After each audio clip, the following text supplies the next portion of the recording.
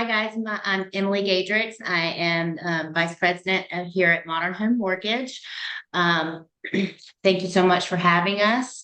We're really excited to bring you this building business series. Today's topic is seller concessions.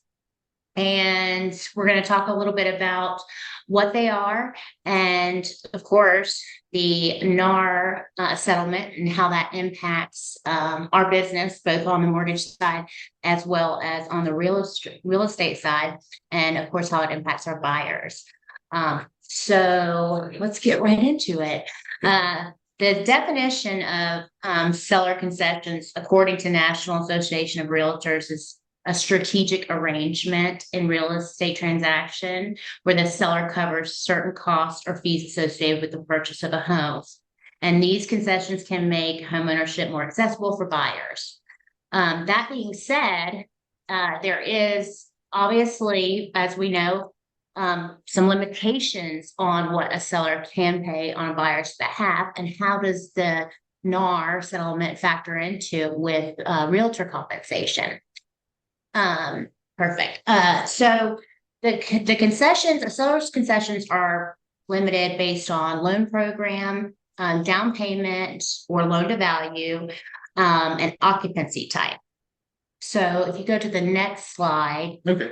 we'll get into, there we go, loan programs. So with conventional, the limitation on seller concessions is anywhere from 3 to 9%, and that is based on the occupancy type as well as the down payment. With investment properties on conventional loans, the seller can only pay 2% of the buyer's closing costs, aka concessions. On primary and second home, it can be anywhere from 3 to 9%. For FHA and for VA, it is not based on loan to value or down payment. With FHA, it's going to be 6% of the sales price across the board, regardless of LTV. And VA, it's 4%. And VA can get real sticky because they have additional limitations within that 4% of what the seller can pay, as well as what the veteran can pay. And then to throw another wrench in the mix, non-QM is basically private lending. You may have heard of bank statement loans, DSCR, which is debt service coverage ratio, 1099, anything that doesn't fall underneath the conforming conventional traditional financing, like conventional Fannie Mae, Freddie Mac, FHA, VA, USDA, is going to be your non-QM world. And non-QM is going to follow conventional guidelines, be it 3 to 6%. But with non-QM, it is regardless of the occupancy type. So on a non-QM loan, an investment property, the seller can actually pay more than 2%, which is not the case for conventional guidelines. Correct. Well, one of the reasons this is really important is because sometimes a client will use traditional conventional financing to help a client purchase an investment property. Mm-hmm. And so when they go that route, when they're negotiating seller paid closing costs, the max that they can get or ask from the seller is 2%, right? So non-QM comes into play, and that's why generally for investors, we generally offer a DSCR loan. The reason we offer a DSCR loan is the qualification is much easier. The only thing that we're using to qualify the client is the market rent analysis. So long as the market rent analysis will cover the mortgage payment, the property is approved. We don't look at financials from the borrower on that end. Now, here's where it comes into play. Those loans are generally, for the most part, the rates can be substantially better. We just had a DSCR loan for an investment property, and the rate was 7.125. A regular conventional loan was a 7.6, right? So that's one of the reasons why an investor would generally go with this program. Mm-hmm. And it minimizes the underwriting touches. So mm-hmm. That's another reason somebody would want to go into this program, is we're not looking for the client to qualify, or we're not looking at income. We're not looking at income ratio. We're just looking to make sure that the market rent will cover the property. Now, here's where it gets really, really good. Now, with DSCR loans, they are investment only. Right? Now, for these, we can ask for anywhere from 3 to 6%, depending on the investor. So not only is it a really great loan program, interest rate wise, cost wise, but it's also a program that will allow you to maximize the concessions that you're asking from the seller to help your buyer. So I felt like I really needed to speak on that, simply because you may find yourself in a situation where you're helping an investor with a regular conventional loan make an offer, and you're trying to squeeze as much out of the berry as you can, and sometimes it's just not enough. And so we've seen in the past where we'll get contracts in with a regular conventional loan, and the seller concessions are, above the allowed amounts, and we have to come back and say, hey, listen, I'm sorry, we can't use that. And so it's super important, because we know that when you're negotiating for your clients, that you're asking as much as possible. So this next slide is just going to be an idea for the conforming loans, the conventional FHA and VA. It's going to give you an idea of what the down payment requirements look like, and what the loan to values and the maximum concessions. Yeah, so this is going to be based on occupancy type. As you can see, the down payment or LTV. LTV just stands for loan to value. And then breaking it down by your conforming conventional government loans. It's not going to include the non-QM stuff, but this is a good frame of reference as far as what is allowed in terms of concessions from the seller on the buyer's behalf. And then how does compensation fall into this? Where does that lie in this table? Art's going to speak to the NAR settlement and the recent announcements that just came out this week. For sure.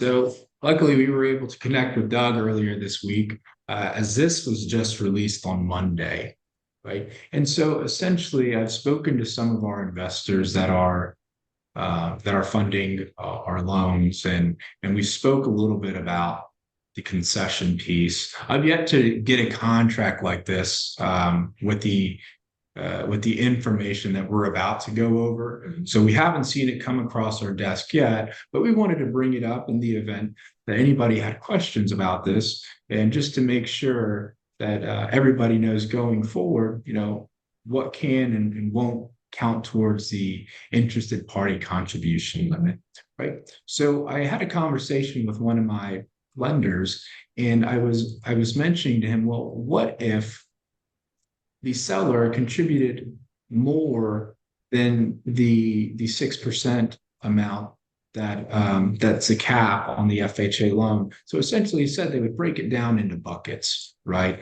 The buyer themselves would only be allowed to get up to 6%, based on an FHA loan, and seller concessions. Now, any overage, right? So long as the bucket exists, example, a buyer's commission could certainly be used in that aspect.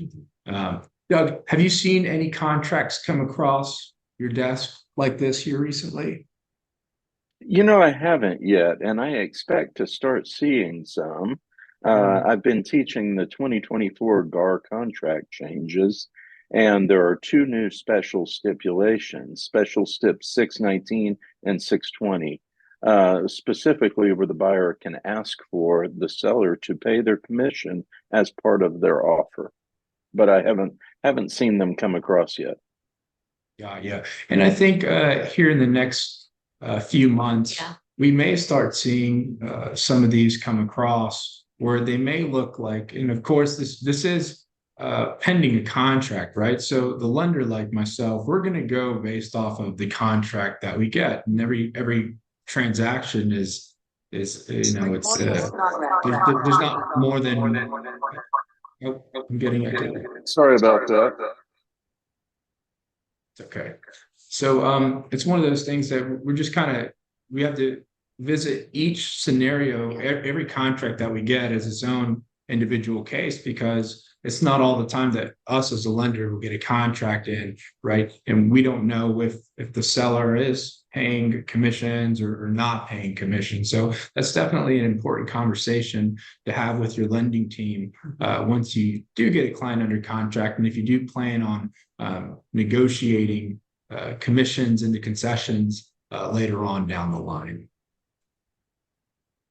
So the announcement that came out on Monday that is is definitely top of the mind consciousness for everybody in the mortgage world was that Fannie Mae and Freddie Mac are not going to count real estate compensation or commission in the limits that we just discussed for seller concessions. So like Art was saying, the two different buckets. And right now, FHA, Fannie Mae, and Freddie Mac have all made announcements that they are going to consider that a separate bucket from our seller concessions. So specifically, the verbiage is on your screen, exactly what they said with regards to the why behind it. But basically, as long as it falls within the customary historical limits, that the seller can continue to pay commission. In our market, typical historical is 3%, and they're not going to include that in our interested party contributions, which is a mortgage term. Interested party contributions is anybody in real estate, a real estate party to the contract, or the seller or the builder. It does not include the lender. So if, for example, you've got an FHA loan, that's going to be a 6% limit on interested party contributions. What that means is that the real estate agent can give their commission towards the buyer's closing, the builder and or the seller can contribute. But between those parties to the contract, the max would be 6%.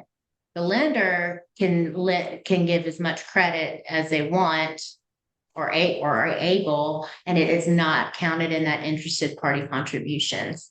So the announcement that came out on Monday, which was a big relief, I think, for all of us, is that we're not going to be held to, for example, FHA 6%, and now we've got to put the closing costs paid for the buyer as well as the buyer's commission in that number, in that limit. It's going to be two different, just as it's always been, but that really wasn't announced. That didn't come out until Monday. So that's a real big relief that we're not going to have to, muddy the waters and put those both under the same limitations. Now, VA and USDA have yet to comment, and that's a big deal because VA in their guidelines specifically state that the veteran cannot pay the buyer's agent commission or cannot pay any realtor commission. They have been, mum's the word, they've been silent, quiet. I know that NAR's been sending letters to them and asking them to change those guidelines. But as it stands right now, VA Veterans Affairs has yet to release anything with regards to the NAR settlement and how they're going to treat it, as well as have not made any changes to their guidelines. So in all essence, what this really means is you can ask for commission, I guess, in the form of a concession, right? So long as I would believe it's stated in the contract, right, to be received. And one of the questions that someone asked me earlier this week after Doug had brought it to me is like, can they be financed? Can the agent commissions be financed into a loan? And the response from Fannie was that they were not allowed to be financed into the loan simply because in the event of they like lending on an asset, right? So in the event of like a short sale or foreclosure, they wouldn't be able to recoup that amount. Mm-hmm. And luckily enough, at least for Fannie, Freddie, and FHA, we hopefully won't need to, that would even come up because Mhm. it's outside of the limitations on seller concessions. For sure. I'm gonna check the chat real quick to make Yeah. sure. And guys, raise your hand if you have any questions, or want to dive deeper into any specific topic. Because this is all so new that, like we mentioned, that we haven't seen anything like it across our desk yet. I think So- in July, I Yeah. read somewhere that it was gonna be, we're gonna start seeing it come down the pipe in July. Okay. I'm not sure. Okay, but yes, for sure. So I guess as we start seeing some contracts come through with very high seller paid closing costs, the rule of thumb here would just be to have a conversation with the agent about their compensation. Yeah, I think also Art, why don't you speak to, okay, so if limit on a conventional loan, if you put 25% down, you can get up to 9% Mhm. in seller paid contributions, but we all know that, nobody's got 9% in seller paid contributions with your traditional. So in that, if you had a contract Mhm. that had 9% or that 25% down, Mhm. 9% in seller pays, How would how I would use it? you use it? Okay, so there's a few different ways that I would go about using it. Of course, not including like agent commissions and things like that. So being that it's a much higher contribution and limit, the first thing I would look into is possibly a 2-1 buy down or a 3-1 buy down. A 2-1 buy down generally costs about 2.5 points, right? What I've seen that a lot of people don't know about the 2-1 buy down is you can do a 2-1 buy down from the market rate, right? And then you can actually buy your rate down. Say, like, here's an example. So you can buy your rate down a whole point, right? From the par rate at 7% to say 6%, and then do the 2-1 buy down from there. So explain to From them. there. So a 2-1 buy down means the first year, because you're in a fixed rate loan, let's say in Art's example, you've bought the rate down to 6%. The first 12 months will be 4%. Mhm. And then the following 12 months would be 5%. And this would be paid by the seller. That is one caveat to the buy downs. We call them temporary buy downs because you're in a fixed rate loan, but for the first year, it's going to be 2% less than that fixed rate. And then the second year would be 1% less than that fixed rate. And then in the year 3 to 30, you would go back to that fixed rate. And the beauty of it is let's say you could ride the wave of the temporary buy down during this higher interest rate environment to get you through the next 24 months. And when the market bears fruit and rates come down, let's say rates come down sooner than later, fingers crossed, and it's time to refinance, you aren't going to have to give up that savings, right? Because they do what's called a principal reduction on the refinance. Yep, they prorate the amount of the 2-1 buy down for those first 2 years. So say you do refinance the second year, the amount that it costs the client to do the 2-1 buy down that the seller paid for will actually be a proration, right? So any amount left over will actually be a principal reduction. So the money just doesn't go to waste. Right. It does go Right. back to the Right. And the cost, it's typically like about 2.5 points. The cost is literally the subsidized interest that the buyer will not be paying. So the math is, here's what how much interest should be paid annually at that fixed rate, 6%. Here's how much interest is going to be paid on the 2-1 buy down at 4%. The difference is the subsidized interest that the seller will pay. So you take the difference of those 2 years, add that number up, and that is the cost. And it just happens to be rule of thumb about 2.5%. Correct. And we have calculators that we can send out to agents who want to know exactly how much to ask for in order to get a 2-1 buy down option to make sure that the information is as accurate as possible, right? Because with these new changes and concessions, I feel like we're going to start seeing a lot more contracts come through that may have some how do you say it? They might have sensitive information that Sure. we as a lender and a mortgage company just need to make sure we know how to process it, and we're not turning away program because the interested party contributions are too high. Right, we're gonna do everything in our power to use every single dollar. I mean, there's other things you can do. You can do things like doing a prepaid HOA for a year. That's something that, if you have money, we don't want to leave money on the table, right? Right. If we're blessed enough to have seller pays, right? Because we all know that that's a challenge in and of itself. And you've gone to bat and negotiated for that buyer to get the full amount that we can, within limits, then we're going to do everything in our power to use every single dollar. Correct. Right? Whether that means increasing the reserves of escrows, even, just to make sure we're protecting the buyer for the following year when taxes come out, because everybody's seen that, the property taxes have been going up in the last few years. So, anything that we can do to use every dollar for the consumer, we don't want to go back to the buyer and say, hey, I'm sorry, we can't use these $2,000 Yeah, for closing costs. definitely, most definitely. But really, the important thing to remember is, there are limitations based on loan to value, loan program type, and occupancy type. But so don't always think 3%. Yeah, I think that's the biggest rule. Yeah. You see a conventional loan. Yeah. First thing that probably comes to your mind is 3%. Yeah.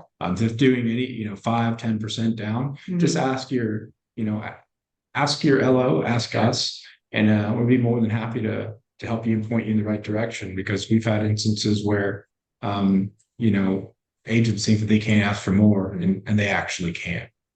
Definitely in new construction, you see that because builders want to keep their purchase prices up. So they'd rather pay closing costs than negotiate on price. And then thankfully, Fannie Mae and Freddie Mac and have followed suit with FHA that we are going to consider these two different entities or two different buckets.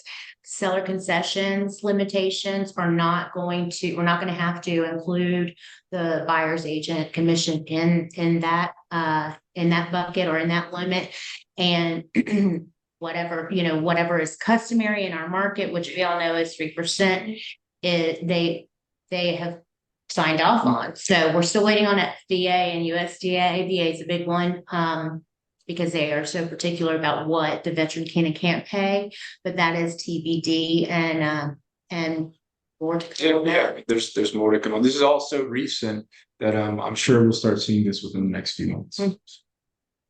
Anybody have any questions? Get this chat. Yeah, let's have the chat box. Does anybody have any questions or examples of how you've negotiated and used seller paid contributions to your buyer's benefit? I had just a quick question on something you had mentioned earlier. If I understood correctly, a 2-1 buy down, the cost is about 2.5 points, 2.5%. So if you've got a 3% limitation, that would eat up most of the 3%. If you're blessed to have more, but the 2-1 buy down's roughly 2.5%. Can you do a buy down only on conventional, or would that also apply on FHA? That's a great question. Yeah, that would apply to all the various loan programs that are available. And so where this really helps the buyer, right, and with the different loan to values or with particular programs is, the 2.5% is the cost of the buy down alone, right? So if you got 3 in closing costs, right, then that means that you only have 0.5% for actual closing costs and escrows, right? So this is an additional fee in addition to escrows and closing costs. So, but yes, every loan program has the availability for a temporary buy down currently. And what you'll see is, like, if, for example, if they've got 3%, they're doing minimum down payment, 3% down or 5% down on conventional, and so they've got 3% limitation, and then the seller contributes 3%. I have clients that do it all the time. They put that money towards buy down, and they cover their own closing costs, their own traditional escrows, prepaids, tax tag and title. They cover that, and they put the seller's 3% towards the buy down because they cannot pay a buy down. And I have clients who ask me, can I pay for my buy down? Temporary buy. Temporary buy down. Temporary buy down. A client can permanently buy their rate down. When we say buy the rate and when we say par Correct. on a rate sheet, there's a place on a rate sheet where it doesn't cost anything and there's no credit going back to you. And if you go lower than that rate, there is going to be a cost associated with it. And that's a permanent buy down. If you go down below par, there's going to be a cost. If you go above it, there's going to be a credit coming back to you. A lender credit. A lender credit. So that when we're looking at a rate sheet, we're looking for par. That's a 0.00, no cost, no credit. We go up from that if they need if they need a lender credit to cover closing costs, they can buy it down, but there's going to be costs associated with it. And when they go below par, so they can buy the rate down as far as the rate sheet goes if they want. There is no limit on how much a buyer can spend to buy a rate down. However, for a temporary buy down, only the seller can pay for that temporary buy down. And I have had clients that say, can I pay for my temporary buy down? And I, unfortunately, I mean, I don't want to tell a client no, but really and truly that it doesn't make a ton of sense to do that because you'd be subsidizing, you'd be paying the interest up front at closing, and I understand that like people want a certain kind of payment, but you just be taking that money that you'd be paying on a monthly basis and paying it at closing. So it doesn't make that much sense, really. You're not going to save anything. But nonetheless, either way, you're not allowed. It is a seller paid contribution. It has to be a seller. But I have definitely had clients who use the seller contribution to do the buy down, and then they cover their own closing costs. And they end up in a really good situation. I mean, they save thousands and thousands and thousands of dollars doing that buy down. And again, a 2-1 that's going to get you 24 months below market interest rate. And if the market bears fruit during those 24 months and the rate goes below current market rate at that time is lower than what your buy down rate is, you could refinance and the unrealized savings. Let's say that you are 12 months in, just for easy math. You have another 12 months left of the buy down being 1% lower than the fixed rate, right? But all of a sudden the market bears fruit and rates just go through the floor. You can refinance, and that subsidized interest that the seller has prepaid at closing, you can actually use to do a principal rate reduction at your refinance closing. So you're not giving up the savings by refinancing. It comes back in that 24 months. Instead of it being subsidized in your monthly payment, we take that and we put it towards the balance of your loan. And it reduces your loan by the same amount. So it's a win-win, really, because like I said, you ride the temporary buy down wave until rates come down, and it makes home ownership a lot more affordable right now.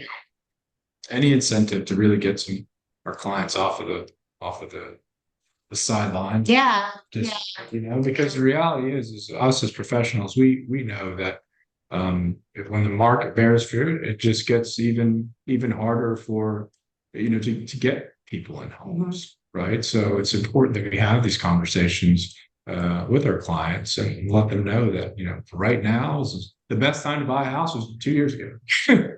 All the time. So that's our presentation. Hopefully nobody has if anybody has any questions, I'm sorry, we're more than happy to answer them. Emily, do you want to let them know about this next one? Oh yeah.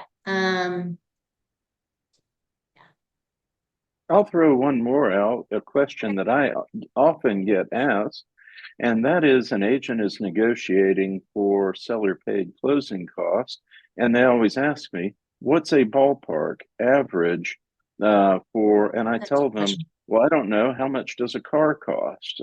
Some are more, some are less. But what's your rule of thumb you would give agents for an estimate of typical closing cost, whether it's 3% or whatever you think and break it down by conventional FHA? What's a good? My first question to you would be, what type of property is it?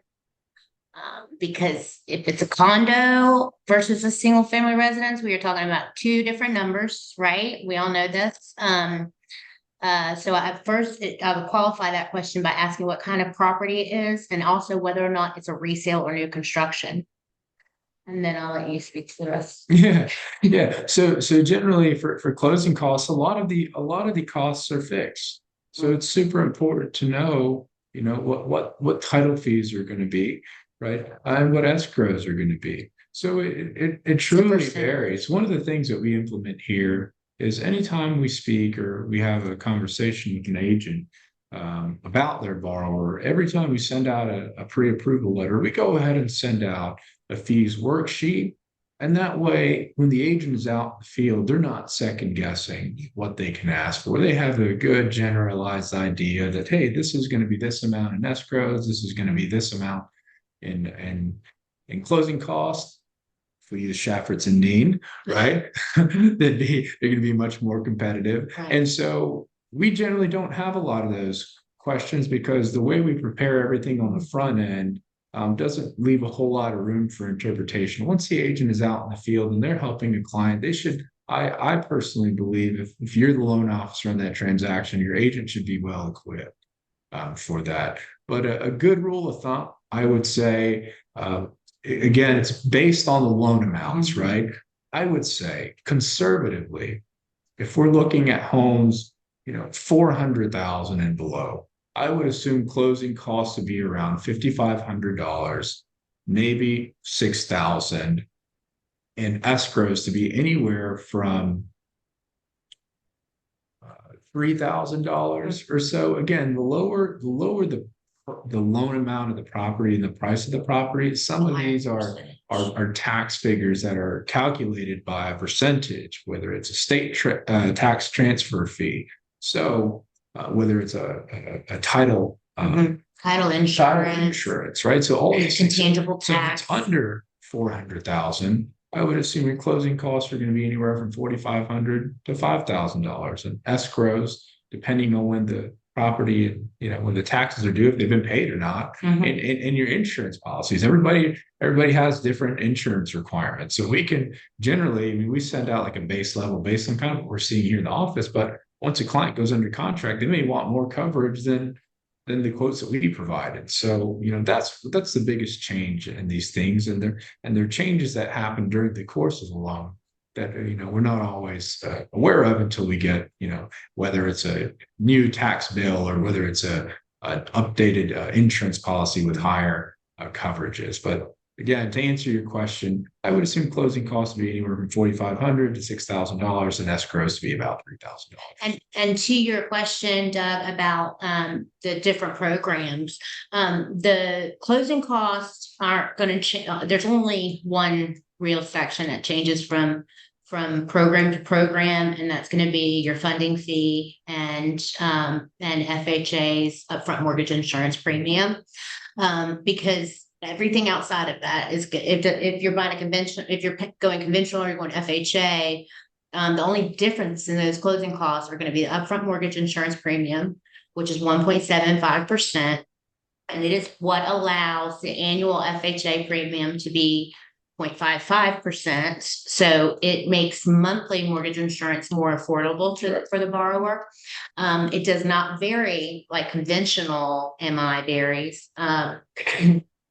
Conventional MI varies based on credit score, occupancy type, property type, down payment, a number of factors. But so upfront mortgage insurance premium is 1.75%.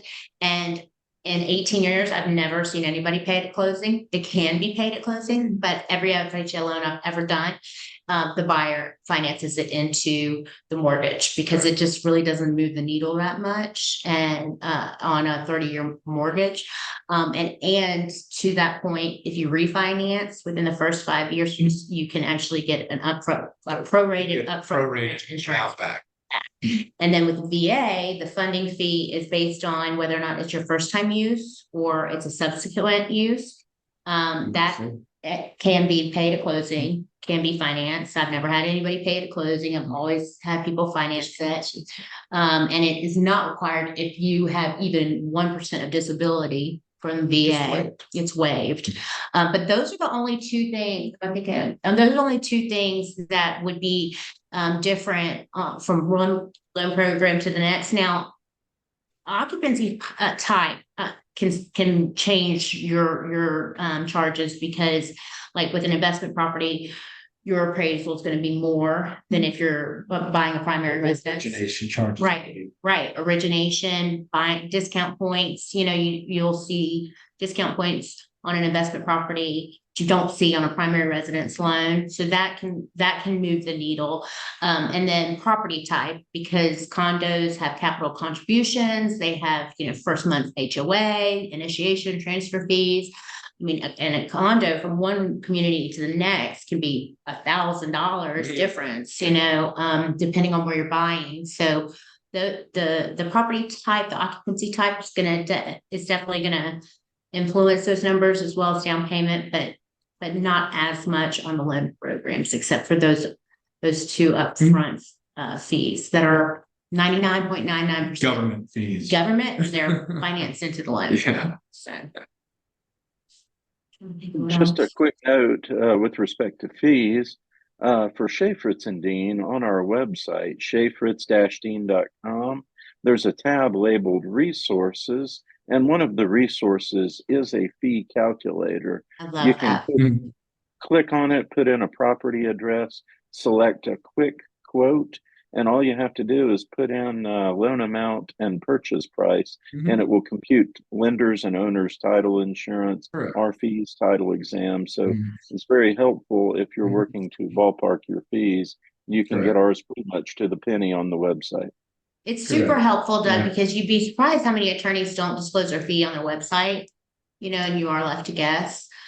So especially when we're preparing loan estimates. Yeah, there could, we're starting to see, on our end, cyber defense fees from attorneys' offices, all kinds of different charges. And and sometimes what that does is, the preliminary fees that we have in our estimates, because us as lenders don't know the title, the title company that's going to get it, we will park it pretty conservatively.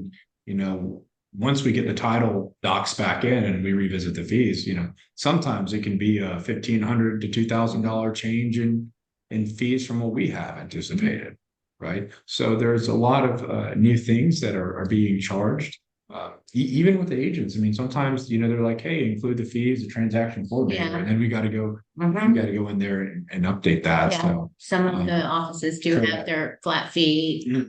That we need to include. Correct. There might be a transaction coordinator. They might be someone in charge of closing, closing department coordinator, or a third party. It might be a third party. We don't know until we kind of get our foot in the door and start processing the loan. But it's very, very awesome how you have that on your website. We really like that. We want to get our numbers as spot on as possible. That's the goal. I know I always, when somebody goes to under contract, I work with an insurance broker. I always send the contract to them and get a quote so that I can at least have something to hang my hat on, and most attorneys that we do business with on a regular basis, their cost pattern is built into our operating system. So we can get it pretty much spot on, and pretty close. And usually it's going to be maybe a couple of dollars higher than the actual. That's the goal. We like to come in under, but you're going to click on that next one. So just also an invitation to everybody on the call. We are doing an open house in our office in Roswell on May 15th. We're going to do free headshots for individuals and teams, and have refreshments and introduce everybody on our operations side, all the wizards behind the curtain that make us look good every day. So we would love for everybody on the call to come join us on May 15th. Mark your calendars. In case you need a new headshot. And then definitely give us a call, send us an email. We would love to earn your business, love to be of assistance. We are always here to help. And even if you don't have if we're not attached to the transaction, we are always here to review fees, to give advice, to, second opinion, make you look good. Yep. Second opinion. Yeah. Before we break, and thank you for sharing that and take note of that. Before we break, do our attendees have any other questions for our panel? If not, we do record our Zoom presentations. Give us a few days. We clean it up. We put make it look professional, put some intro music and some credits and so forth. We'll post it both on our YouTube channel and link to it on our website. And you'll get a follow-up email where you'll be able to go back, not only view this presentation, but view 4 years worth of history of Business Builder Speaker Series videos that we've accumulated over the years on a variety of topics. So you'll be able to share that with your colleagues if you'd like to share this information with others as well. In conclusion, I want to thank you for joining us today, giving us your time. One of my favorite quotes is from Kenny Rogers and his song, The Gambler, and that is that I hope you found an ace that you can keep. I appreciate Emily and Art being our panelists today, and hope you've taken some good information out of it. And we'll look forward to seeing you. I'm guessing that May 15th is a Wednesday because I think our business builder is 1 to 2, and then the Modern Home Mortgage Open House is Wednesday, May 15th, 2 to 5 p.m. So mark your calendar, and we'll look forward to seeing you next month. Stay in touch. Let Emily, Art, Tracy Wood at Schaefertz and Dean, and myself know if there's anything we can do to assist you. Thanks for joining us, and we'll look forward to seeing you soon.